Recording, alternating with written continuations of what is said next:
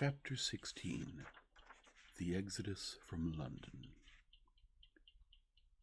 So you understand the roaring wave of fear that swept through the greatest city in the world just as Monday was dawning.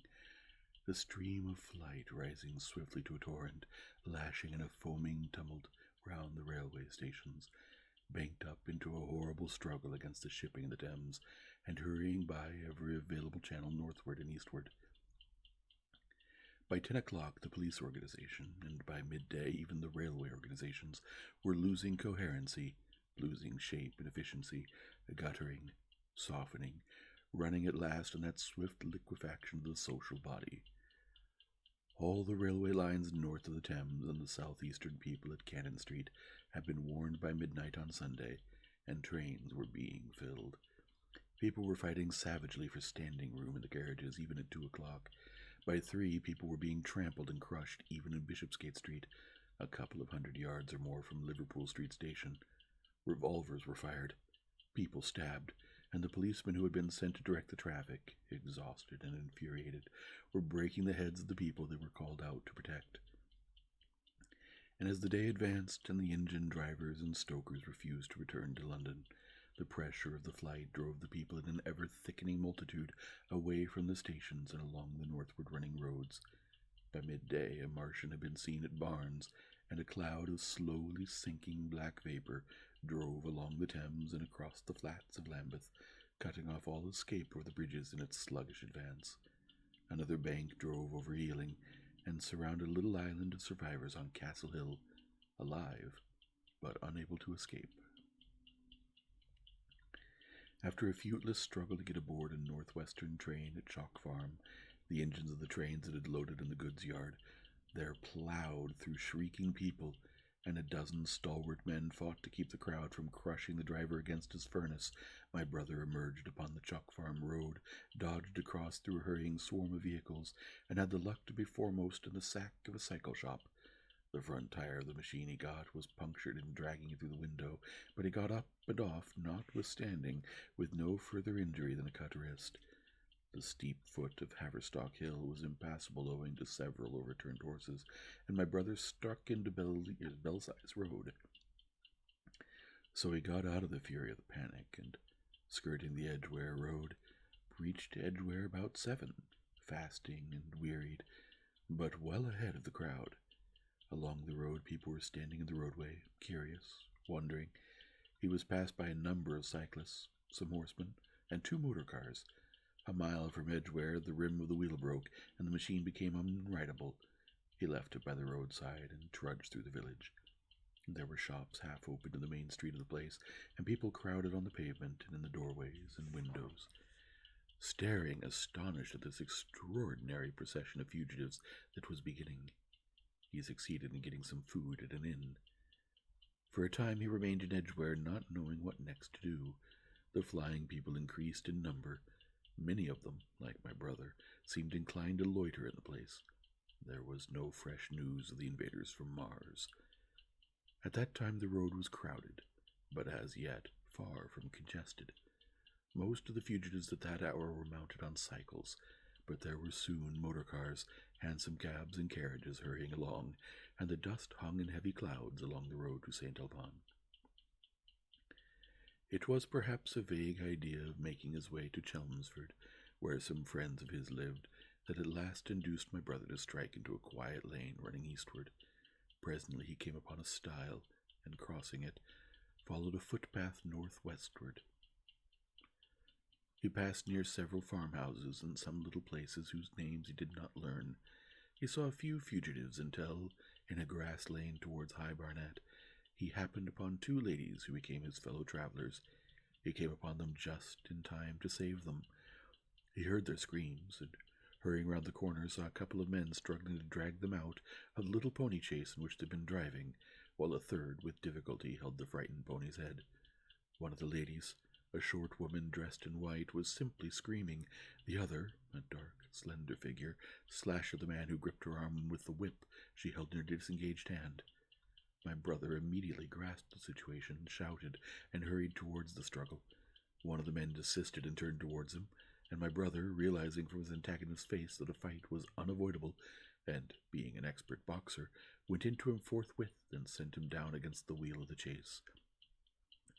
It was no time for pugilistic chivalry, and my brother laid him quiet with a kick, and gripped the collar of the man who pulled the slender lady's arm. He heard the clatter of hoofs, the whip stung across his face, a third antagonist struck him between the eyes, and the man he held wrenched himself free and made off down the lane in the direction from which he had come. Partly stunned, he found himself facing the man who had held the horse's head, and became aware of the chase receding from him down the lane, swaying from side to side, and with the women in it looking back. The man before him, a burly rough, tried to close, and he stopped him with a blow in the face. Then, realizing that he was deserted, he dodged round and made off down the lane after the chase, with the sturdy man close behind him, and the fugitive, who had turned now, following remotely. Suddenly he stumbled and fell. His immediate pursuer went headlong, and he rose to his feet to find himself with a couple of antagonists again. He would have had little chance against them had not the slender lady very pluckily pulled up and returned to his help. It seemed she had a revolver all this time, but had been under the seat when she and her companion were attacked. She fired at 6 yards' distance, narrowly missing my brother. The less courageous of the robbers made off, and his companion followed him, cursing his cowardice. They both stopped in sight down the lane, where the third man lay insensible. "Take this," said the slender lady, and she gave my brother her revolver. "Go back to the chaise," said my brother, wiping the blood from his split lip. She turned without a word.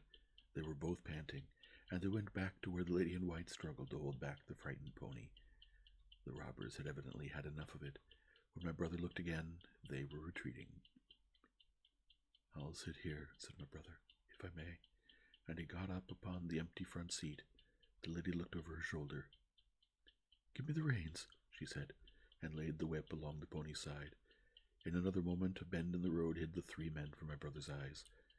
So, quite unexpectedly, my brother found himself, panting, with a cut mouth, a bruised jaw, and blood-stained knuckles, driving along an unknown lane with these 2 women. He learned they were the wife and the younger sister of a surgeon living at Stanmore, who had come in the small hours from a dangerous case at Pinner, and heard at some railway station on his way of the Martian advance. He had hurried home, roused the women, their servant had left them 2 days before, packed some provisions, put his revolver under the seat, luckily for my brother, and told them to drive on to Edgware with the idea of getting a train there. He stopped behind to tell the neighbors. He would overtake them, he said, at about 4:30 in the morning, and now it was nearly 9, and they had seen nothing of him. They could not stop in Edgware because of the growing traffic through the place, and so they had come into this side lane. That was the story they told my brother in fragments when presently they stopped again, nearer to New Barnet.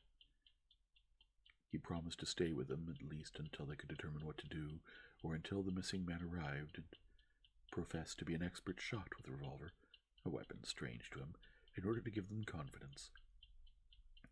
They made a sort of encampment by the wayside, and the pony became happy in the hedge. He told them of his own escape out of London, and all that he knew of these Martians and their ways. The sun crept higher in the sky, and after a time their talk died out and gave place to an uneasy state of anticipation. Several wayfarers came along the lane, and of these my brother gathered such news as he could. Every broken answer he had deepened his impression of the great disaster that had come on humanity, deepened his persuasion of the immediate necessity for prosecuting this flight. He urged the matter upon them. "We have money," said the slender woman, and hesitated. Her eyes met my brother's, and her hesitation ended. "So have I," said my brother. She explained that they had as much as £30 in gold, besides a £5 note, and suggested that with that they might get upon a train at St. Albans or New Barnet. My brother thought that was hopeless, seeing the fury of the Londoners to crowd upon the trains, and broached his own idea of striking across Essex towards Harwich, and thence escaping from the country altogether. Mrs. Elphinstone, that was the name of the woman in white, would listen to no reasoning, and kept calling upon George, but her sister-in-law was astonishingly quiet and deliberate, and at last agreed to my brother's suggestion. So Designing to cross the Great North Road, they went on towards Barnet, my brother leading the pony to save it as much as possible. As the sun crept up the sky, the day became excessively hot, and underfoot a thick, whitish sand grew burning and blinding, so that they traveled only very slowly. The hedges were gray with dust, and as they advanced towards Barnet, a tumultuous murmuring grew stronger. They began to meet more people. For the most part, these were staring before them, murmuring indistinct questions, jaded, haggard, unclean. One man in evening dress passed them on foot, his eyes on the ground. They heard his voice, and looking back at him, saw one hand clutched in his hair, and the other beating invisible things. His paroxysm of rage over, he went on his way without once looking back. As my brother's party went on towards the crossroads, to the south of Barnet, they saw a woman approaching the road across some fields on their left, carrying a child and with 2 other children, and then passed a man in dirty black, with a thick stick in one hand and a small portmanteau in the other. Then, round the corner of the lane, from between the villas that guarded it at its confluence with the high road, came a little cart drawn by a sweating black pony and driven by a sallow youth in a bowler hat, grey with dust. There were 3 girls, East End factory girls, and a couple of little children crowded in the cart. "This'll take us round Edgware?" asked the driver, wild-eyed, white-faced, and when my brother told him it would, if he turned to the left, he whipped up at once without the formality of thanks. My brother noticed a pale grey smoke or haze rising among the houses in front of them, and veiling the white facade of a terrace beyond that appeared between the backs of the villas. Mrs. Elphinstone suddenly cried out at a number of tongues of smoky red flame leaping up above the houses in front of them against the hot blue sky. The tumultuous noise resolved itself now into the disorderly mingling of many voices, the grind of many wheels, the creaking of wagons, and the staccato of hoofs. The lane came round sharply, not 50 yards from the crossroads. "Good heavens!" cried Mrs. Elphinstone. "What is this you're driving us into?" My brother stopped. For the main road was a boiling steam of people, a torrent of human beings rushing northward, one pressing on another. A great bank of dust, white and luminous in the blaze of the sun, made everything within 30 feet of the ground gray and indistinct, and was perpetually renewed by the hurrying feet of a dense crowd of horses and of men and women on foot, and by the wheels of vehicles of every description. "Way!" my brother heard voices crying. "Make way!" It was like riding into the smoke of a fire to approach the meeting point of the lane and road. The crowd roared like a fire, and the dust was hot and pungent, and indeed a little way up the road a villa was burning and sending roiling masses of black smoke across the road to add to the confusion. 2 men came past them, then a dirty woman carrying a heavy bundle and weeping. A lost retriever dog with hanging tongue circled dubiously round them, scared and wretched, and fled at my brother's threat. So much as they could see of the land Londonward between the houses to the right was a tumultuous stream of dirty, hurrying people, pent in between the villas on either side. The black heads, the crowded forms, grew into distinctness as they rushed towards the corner, hurried past, and merged their individuality again in a receding multitude that was swallowed up at last in a cloud of dust. Go on, cried the voices. "Way, way!" One man's hands pressed on the back of another. My brother stood at the pony's head. Irresistibly attracted, he advanced slowly, pace by pace, down the lane. Edgware had been the scene of confusion, Chalk Farm a riotous tumult, but this was a whole population in movement. It is hard to imagine that host. It had no character of its own. The figures poured out past the corner and receded with their backs to the group in the lane. Along the margin came those who were on foot, threatened by the wheels, stumbling in the ditches, blundering into one another. The carts and carriages crowded close upon one another, making little way for those swifter and more impatient vehicles that darted forward every now and then when an opportunity showed itself of doing so, sending the people scattering against the fences and gates of the villas. "Push on," was the cry. "Push on! They're coming!" In one cart stood a blind man in the uniform of the Salvation Army, gesticulating with his crooked fingers and bawling, "Eternity, eternity." His voice was hoarse and very loud, so that my brother could hear him long after he was lost to sight in the dust. Some of the people who crowded to the carts whipped stupidly at their horses and quarreled with other drivers. Some sat motionless, staring at nothing with miserable eyes. Some gnawed their hands with thirst, or lay prostrate in the bottoms of their conveyances. The horses' bits were covered with foam, their eyes bloodshot. There were cabs, carriages, shop cars, wagons beyond counting, a mail cart, a road cleaner's cart marked Vestry of St. Pancras, a huge timber wagon crowded with roughs, a brewer's dray rumbled by with its two near wheels splashed with fresh blood. "Clear the way!" cried the voices. "Clear the way!" "Eternity, eternity," came echoing down the road. There were sad, haggard women tramping by, well dressed, with children that cried and stumbled, their dainty clothes smothered in dust, their weary faces smeared with tears. With many of these came men, sometimes helpful, sometimes lowering and savage. Fighting side by side with them, pushed some weary street outcast in faded black rags, wide-eyed, loud-voiced, and foul-mouthed.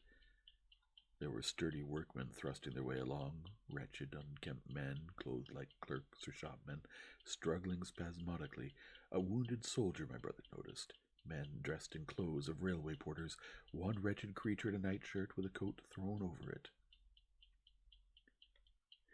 But varied as its composition was, certain things all that host had in common. There were fear and pain on their faces, and fear behind them. A tumult up the road, a quarrel for a place in a wagon, sent the whole host of them quickening their pace. Even a man so scared and broken that his knees bent under him was galvanized for a moment into renewed activity. The heat and dust had already been at work upon this multitude. Their skins were dry, their lips black and cracked. They were all thirsty, weary, and footsore, and amid the various cries one heard disputes, reproaches, groans of weariness and fatigue. The voices, most of them were hoarse and weak. Through it all ran a refrain, "Way, way, the Martians are coming." Few stopped and came aside from that flood. The lane opened slantingly into the main road with a narrow opening, and had a delusive appearance of coming from the direction of London. Yet a kind of eddy of people drove into its mouth. Weaklings, elbowed out of the stream, who, for the most part, rested but a moment before plunging into it again. A little way down the lane, with two friends bending over him, lay a man with a bare leg, wrapped about with bloody rags. He was a lucky man to have friends. A little old man with a gray military mustache and a filthy black frock coat limped out and sat down beside the trap, removed his boot. His sock was blood-stained, shook out a pebble, and hobbled on again. And then a little girl of 8 or 9, all alone, threw herself under the hedge close by my brother, weeping. "I can't go on. I can't go on." My brother woke from his torpor of astonishment and lifted her up, speaking gently to her, and carried her to Miss Elphinstone. So soon as my brother touched her, she became quite still, as if frightened. "Ellen!" shrieked a woman in the crowd with tears in her voice. "Ellen!" And the child suddenly darted away from my brother, crying, "Mother!" "They're coming," said a man on horseback, riding past along the lane. "Out of the way there," bawled a coachman, towering high, and my brother saw a closed carriage turning into the lane. The people crushed back on one another to avoid the horse. My brother pushed the pony and the chaise back into the hedge, and the man drove by and stopped at the turn of the way. It was a carriage with a pole for a pair of horses, but only one was in the traces. My brother saw dimly through the dust that 2 men lifted out something on a white stretcher and put it gently on the grass beneath the privet hedge. One of the men came running to my brother. "Where is there any water?" he said. "He's dying fast and very thirsty. It's Lord Garrick." "Lord Garrick," said my brother. "The Chief Justice?" "The water?" he said. "There may be a tap," said my brother, "in some of the houses. We have no water. I dare not leave my people." The man pushed against the crowd towards the gate of the corner house. "Go on," said the people, thrusting at him. "They're coming. Go on." Then my brother's attention was distracted by a bearded, eagle-faced man lugging a small handbag, which split even as my brother's eyes rested on it and disgorged a mass of sovereigns that seemed to break up into separate coins as it struck the ground. They rolled hither and thither among the struggling feet of men and horses. The man stopped and looked stupidly at the heap, and the shaft of a cab struck his shoulder and sent him reeling. He gave a shriek and dodged back, and a cartwheel shaved him narrowly. "Way!" cried the men all about him. "Make way!" So soon as the cab had passed, he flung himself with both hands open upon the heap of coins, and began thrusting handfuls in his pocket. A horse rose close upon him, and in another moment, half rising, he had been borne down under the horse's hoofs. "Stop!" screamed my brother, and pushing a woman out of his way, tried to clutch the bit of the horse. Before he could get to it, he heard a scream under the wheels, and saw through the dust the rim passing over the poor wretch's back. The driver of the cart slashed his whip at my brother, who ran round behind the cart. The multitudinous shouting confused his ears. The man was writhing in the dust among his scattered money, unable to rise, for the wheel had broken his back, and his lower limbs lay limp and dead. My brother stood up and yelled at the next driver, and a man on a black horse came to his assistance. "Get him out of the road," said he, and clutching the man's collar with his free hand, my brother lugged him sideways, but he still clutched after his money and regarded my brother fiercely, hammering at his arm with a handful of gold. "Go on, go on!" shouted angry voices behind. "Way, way!" There was a smash as the pole of a carriage crashed into the cart that the man on horseback stopped. My brother looked up, and the man with the gold twisted his head round and bit the wrist that held his collar. There was a concussion, and the black horse came staggering sideways, and the cart horse pushed beside it. A hoof missed my brother's foot by a hair's breadth. He released his grip on the fallen man and jumped back. He saw anger change to terror on the face of the poor wretch on the ground, and in a moment he was hidden, and my brother was borne backward and carried past the entrance to the lane, and had to fight hard in the torrent to recover it. He saw Miss Elphinstone covering her eyes, and a little child, with all a child's want of sympathetic imagination, staring with dilated eyes at a dusty something that lay black and still, ground and crushed under the rolling wheels. "Let us go back," he shouted, and began turning the pony round. "We cannot cross this hell," he said, and they went back 100 yards the way they'd come, until the fighting crowd was hidden. As they passed the bend in the lane, my brother saw the face of the dying man in the ditch under the privet, deadly white and drawn, and shining with perspiration. The two women sat silent, crouching in their seat and shivering. Then beyond the bend my brother stopped again. Miss Elphinstone was white and pale, and her sister-in-law sat weeping, too wretched even to call upon George. My brother was horrified and perplexed. So soon as they had retreated, he realized how urgent and unavoidable it was to attempt this crossing. He turned to Miss Elphinstone, suddenly resolute. "We must go that way," he said, and led the pony round again. For the second time that day, this girl proved her quality. To force their way into the torrent of people, my brother plunged into the traffic and held back a cab horse, while she drove the pony across its head. A wagon locked wheels for a moment and ripped a long splinter from the chase. In another moment they were caught and swept forward by the stream. My brother, with the cabman's whip marks red across his face and hands, scrambled into the chase and took the reins from her. "Point the revolver at the man behind," he said, giving it to her, "if he presses us too hard. No, point it at his horse." Then he began to look out for a chance of edging to the right across the road, but once in the stream he seemed to lose volition, to become a part of that dusty rout. They swept through Chipping Barnet with the torrent. They were nearly a mile beyond the center of the town before they had fought across to the opposite side of the way. It was din and confusion indescribable, but in and beyond the town the road forks repeatedly, and this, to some extent, relieved the stress. They struck eastward through Hadley, and there, on either side of the road, And at another place farther on they came upon a great multitude of people drinking at the stream, some fighting to come at the water. And farther on, from a lull near East Barnet, they saw 2 trains running slowly one after the other, without signal or order, trains swarming with people, with men even among the coals behind the engines, going northward along the Great Northern Railway. My brother supposes they must have filled outside London, for at that time the furious terror of the people had rendered the central termini impossible. Near this place they halted for the rest of the afternoon, for the violence of the day had already utterly exhausted all 3 of them. They began to suffer the beginnings of hunger.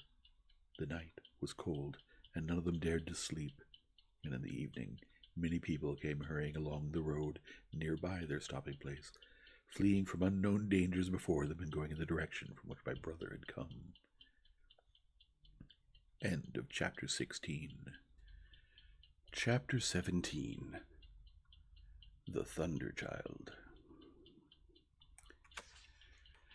Had the Martians aimed only at destruction, they might on Monday have annihilated the entire population of London, as it spread itself slowly through the home counties.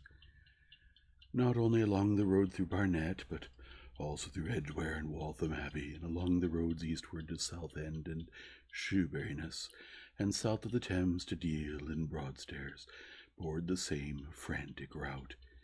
If one could have hung that June morning in a balloon in the blazing blue above London, every northward and eastward road running out of the tangled maze of streets would have seemed stippled black with the streaming fugitives, each dot a human agony of terror and physical distress. I have set forth at length in the last chapter my brother's account of the road through Chipping Barnet, in order that my readers may realize how that swarming of black dots appeared to one of those concerned. Never before in the history of the world had such a mass of human beings moved and suffered together. The legendary hosts of Goths and Huns, the hugest armies in Asia has ever seen, would have been but a drop in that current. And this was no disciplined march. It was a stampede gigantic and terrible, without order and without a goal. 6 million people, unarmed and unprovisioned, driving headlong. It was the beginning of the rout of civilization, of the massacre of mankind. Directly below him, the balloonist would have seen the network of streets far and wide, houses, churches, squares, crescents, gardens, already derelict, spread out like a huge map, and in the southward, blotted. Over Ealing, Richmond, Wimbledon, it would have seemed as if some monstrous pen had flung ink upon the chart. Steadily, incessantly, each black splash grew and spread, shooting out ramifications this way and that, now banging itself against rising ground, now pouring itself swiftly over a crest into a new-found valley, exactly as a gout of ink would spread itself upon blotting paper. And beyond, over the blue hills that rise southward of the river, the glittering Martians went to and fro, calmly and methodically spreading their poison cloud over this patch of country and then over that, laying it again with their steam jets when it had served its purpose, and taking possession of the conquered country. They do not seem to have aimed at extermination, so much as at complete demoralization and the destruction of any opposition. They exploded any stores of powder they came upon, cut every telegraph, and wrecked the railways here and there. They were hamstringing mankind. They seemed in no hurry to extend the field of their operations, and did not come beyond the central part of London all that day. It is possible that a very considerable number of people in London stuck to their houses through Monday morning. Certain it is that many died at home, suffocated by the black smoke.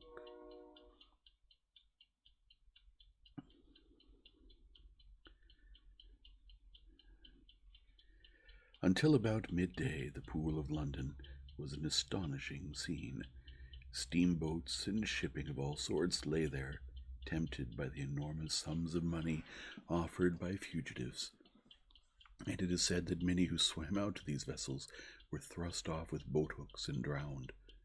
About 1 o'clock in the afternoon, the thinning remnant of a cloud of the black vapor appeared between the arches of Blackfriars Bridge, At that, the pool became a scene of mad confusion, fighting, and collision, and for some time a multitude of boats and barges jammed in the northern arch of the Tower Bridge, and the sailors and lighter men had to fight savagely against the people who swarmed upon them from the riverfront. People were actually clambering down the piers of the bridge from above. When, an hour later, a Martian appeared beyond the clock tower and waded down the river, nothing but wreckage floated above Limehouse. On the falling of the fifth cylinder I have presently to tell. The sixth star fell at Wimbledon. My brother, keeping watch beside the women in the chase in a meadow, saw the green flash of it far beyond the hills. On Tuesday, the little party, still set upon getting across the sea, made its way through the swarming country towards Colchester. The news that the Martians were now in possession of the whole of London was confirmed. They had been seen at Highgate, and even, it was said, at Neasden. But they did not come into my brother's view until the morrow. That day the scattered multitudes began to realize the urgent need of provisions. As they grew hungry, the rights of property ceased to be regarded. Farmers were out to defend their cattle sheds, granaries, and ripening root crops with arms in their hands. A number of people now, like my brother, had their faces eastward, and there were some desperate souls even going back towards London to get food. These were chiefly people from the northern suburbs, whose knowledge of the Black Smoke came by hearsay. He heard that about half the members of the government had gathered at Birmingham, and that enormous quantities of high explosives were being prepared to be used in automatic mines across the Midland countries. He was also told that the Midland Railway Company had replaced the desertions of the first day's panic, had resumed traffic, and was running northward trains from St. Albans to relieve the congestion of the home counties. There was also a placard in Chipping Ongar announcing that large stores of flour were available in the northern towns, and that within 24 hours bread would be distributed among the starving people in the neighborhood. But this intelligence did not deter him from the plan of escape he had formed, and the three pressed eastward all day and heard no more of the bread distribution than this promise. Nor, as a matter of fact, did anyone else hear more of it. That night fell the seventh star, falling upon Primrose Hill. It fell while Miss Elphinstone was watching, for she took that duty alternately with my brother. She saw it. On Wednesday, the three fugitives, they had passed the night in a field of unripe wheat, reached Chelmsford, and there a body of the inhabitants, calling itself the Committee of Public Supply, seized the pony as provisions, and would give nothing in exchange for it but the promise of a share the next day. Here there were rumors of Martians at Epping, and news of the destruction of Waltham Abbey powder mills in a vain attempt to blow up one of the invaders. People were watching for Martians here from the church towers. My brother, very luckily for him as it chanced, preferred to push on at once to the coast rather than wait for food, although all three of them were very hungry. By midday they passed through Tillingham, which strangely enough seemed to be quite silent and deserted, save for a few furtive plunderers hunting for food. Near Tillingham they suddenly came in sight of the sea, and the most amazing crowd of shipping of all sorts that it is possible to imagine.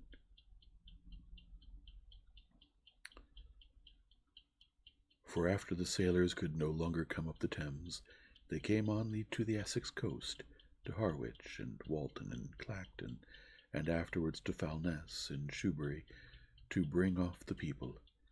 They lay in a huge sickle-shaped curve that vanished in a mist at last towards the Naze. Close inshore was a multitude of fishing smacks, English, Scotch, French, Dutch, and Swedish, steam launches from the Thames, yachts, electric boats, and beyond were ships of large burden, a multitude of filthy colliers, trim merchantmen, cattle ships, passenger boats, petroleum tanks, ocean tramps, an old white transport even, neat white and grey liners from Southampton and Habsburg, and along the blue coast across the black water my brother could make out dimly a dense swarm of boats chaffering with the people on the beach, a swarm which also extended up the black water almost to Malden. About a couple of miles out lay an ironclad, very low in the water, almost to my brother's perception like a waterlogged ship. This was the ram Thunderchild. It was the only warship in sight, but far away to the right over the smooth surface of the sea, for that day there was a dead calm, lay a serpent of black smoke to mark the next ironclads of the Channel Fleet, which hovered in an extended line, steam up and ready for action, across the Thames estuary during the course of the Martian conquest, vigilant and yet powerless to prevent it. At the sight of the sea, Mrs. Elphinstone, in spite of the assurances of her sister-in-law, gave way to panic. She had never been out of England before. She would rather die than trust herself friendless in a foreign country, and so forth. She seemed, poor woman, to imagine that the French and the Martians might prove very similar. She had been growling, growing increasingly hysterical, fearful, and depressed during the 2 days' journeyings. Her great idea was to return to Stanmore. Things had been always well and safe at Stanmore. They would find George at Stanmore. It was with the greatest difficulty they could get her down to the beach, where presently my brother succeeded in attracting the attention of some men on a paddle steamer from the Thames. They sent a boat and drove a bargain for £36 for the three. The steamer was going, these men said, to Ostend. It was about 2 o'clock when my brother, having paid their fares at the gangway, found himself safely aboard the steamboat with his charges. There was food aboard, albeit at exorbitant prices, and the three of them contrived to eat a meal on one of the seats forward. There were already a couple of score of passengers aboard, some of whom had expended their last money in securing a passage, but the captain lay off the Blackwater until 5 in the afternoon, picking up passengers until the seated decks were even dangerously crowded. He would probably have remained longer had it not been for the sound of guns that began about that hour in the south. As if in answer, the ironclad Seaward fired a small gun and hoisted a string of flags. A jet of smoke sprang out of her funnels. Some of the passengers were of opinion that this firing came from Shoeburyness, until it was noticed that it was growing louder. At the same time, far away in the southeast, the masts and upper works of 3 ironclads rose one after the other out of the sea, beneath clouds of black smoke. But my brother's attention speedily reverted to the distant firing in the south. He fancied he saw columns of smoke rising out of the distant gray haze. The little steamer was already flapping her way eastward of the big crescent of shipping, and the low Essex coast was growing blue and hazy when a Martian appeared, small and faint in the remote distance, advancing along the muddy coast from the direction of Foulness. At that the captain on the bridge swore at the top of his voice with fear and anger at his own delay, and the paddles seemed infected with his terror. Every soul aboard stood at the bulwarks or on the seats of the steamer and stared at that distant shape, higher than the trees or church towers inland, and advancing with a leisurely parody of a human stride. It was the first Martian my brother had seen, and he stood more amazed than terrified, watching this Titan advancing deliberately towards the shipping, wading farther and farther into the water as the coast fell away. Then, far away beyond the crouch, came another, striding over some stunted trees, and then yet another, still farther off, wading deeply through a shiny mudflat that seemed to hang halfway up between sea and sky. They were all stalking seaward, as if to intercept the escape of the multitudinous vessels that were crowded between Foulness and the Naze. In spite of the throbbing exertions of the engines of the little paddle-boat, and the pouring foam that her wheels flung behind her, she receded with terrifying slowness from this ominous advance. Glancing northwestward, my brother saw the large crescent of shipping already writhing with the approaching terror. One ship passing behind another coming round from broadside to end on, steamships whistling and giving off volumes of steam, sails being let out, launches rushing hither and thither. He was so fascinated by this and by the creeping danger away to the left that he had no eyes for anything seaward. And then a swift movement of the steamboat. She had suddenly come round to avoid being run down, flung him headlong from the seat upon which he was standing. There was a shouting all about him, a tramping of feet, and a cheer that seemed to be answered faintly. The steamboat lurched and rolled him over upon his hands. He sprang to his feet and saw to starboard, and not 100 yards from their heeling, pitching boat, a vast iron bulk like the blade of a plough tearing through the water, tossing it on either side in huge waves of foam that leaped towards the steamer, flinging her paddles helplessly in the air and then sucking her deck down almost to the waterline. A douche of spray blinded my brother for a moment. When his eyes were clear again, he saw the monster had passed and was rushing landward. Big iron upperworks rose out of this headlong structure, and from that twin funnels projected and spat a smoking blast, shot with fire.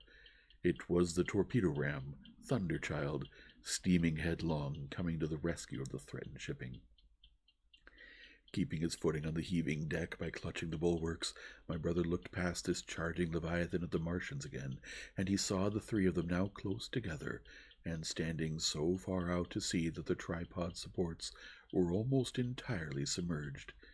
Thus sunken and seen in remote perspective, they appeared far less formidable than the huge iron bulk in whose wake the steamer was pitching so helplessly.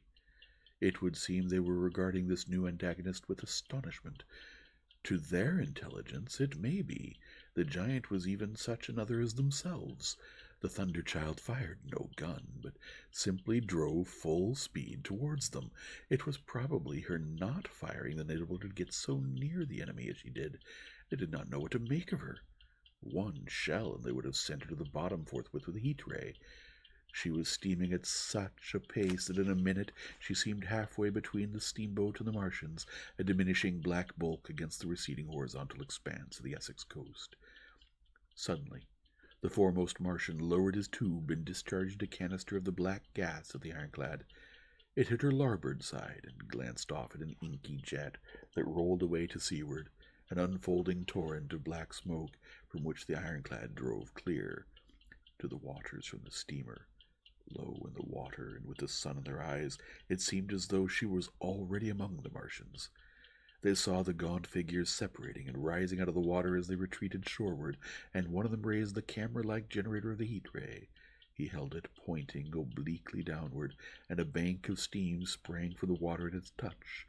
It must have driven through the iron of the ship's side like a white-hot iron rode through paper. A flicker of flame went up through the rising steam, and then the Martian reeled and staggered. In another moment he was cut down, and a great body of water and steam shot high in the air. The guns of the Thunderchild sounded through the reek, going off one after the other, and one shot splashed the water high close by the steamer, ricocheted towards the other flying ships to the north, and smashed a smack to Matchwood. But no one heeded that very much.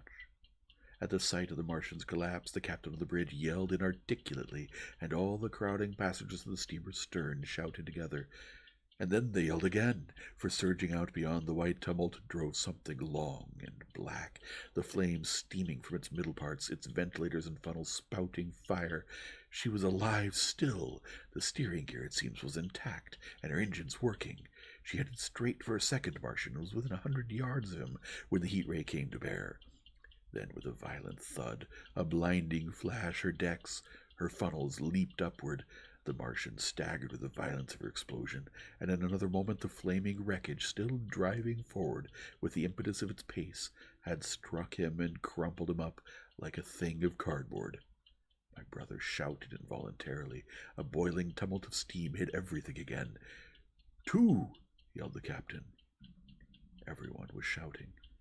The whole steamer from end to end rang with frantic cheering that was taken up first by one and then by all in the crowding multitude of ships and boats that was driving out to sea. The steam hung upon the water for many minutes, hiding the third Martian on the coast altogether, and all this time the boat was paddling steadily out to sea and away from the fight. And when at last the confusion cleared, the drifting bank of black vapor intervened, and nothing of the Thunderchild could be made out. Nor could the third Martian be seen, but the ironclads to seaward were now quite close and standing in toward shore past the steamboat. The little vessel continued to beat its way seaward, and the ironclads receded slowly towards the coast, which was hidden still by a marbled bank of vapor, part steam, part black gas, eddying and combining in the strangest way. The fleet of refugees was scattering to the northeast. Several smacks were sailing between the ironclads and the steamboat. After a time, and before they reached the sinking cloud bank, the warships turned northward and then abruptly went about and passed into the thickening haze of evening southward. The coast grew faint, and at last indistinguishable amid the low banks of clouds that were gathering about the sinking sun. Then, suddenly out of the golden haze of the sunset, came the vibration of guns, and a form of black shadows moving. Everyone struggled to the rail of the steamer and peered into the blinding furnace of the west, but nothing was to be distinguished clearly. A mass of smoke rose slanting and barred the face of the sun. The steamboat throbbed on its way through an interminable suspense. The sun sank into gray clouds. The sky flushed and darkened. The evening star trembled into sight. It was deep twilight when the captain cried out and pointed. My brother strained his eyes. Something rushed up into the sky out of the grayness, rushed slantingly upward and very swiftly into the luminous clearness above the clouds in the western sky. Something flat and broad and very large that swept round in a vast curve, grew smaller, sank slowly, and vanished again into the gray mystery of the night. And as it flew, it rained down darkness upon the land. End of chapter 17. End of book 1.